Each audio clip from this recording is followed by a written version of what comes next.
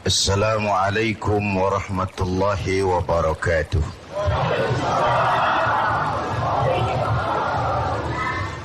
Alhamdulillah, salatu wassalamu ala rasulillah, amma ba'du.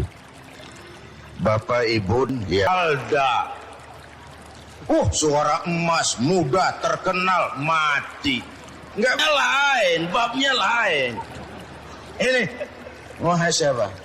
Memang tidak ada orang yang tidak pernah salah.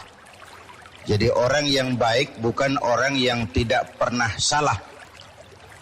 Atau menunggu sebuah kondisi. Biasanya kalau kita ini kan, kalau lagi hukumnya hukum sedekah.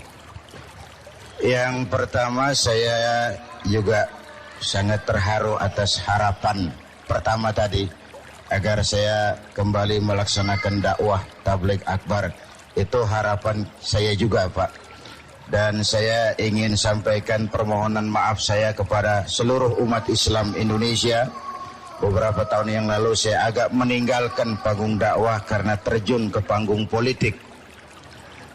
Tidak sepenuhnya keliru memang, tetapi yang pasti saya sekarang sudah kembali ke habitat, meninggalkan panggung politik dan kembali lagi ke dunia dakwah.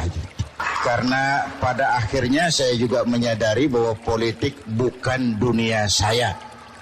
Jadi kita serahkan saja kepada dunianya.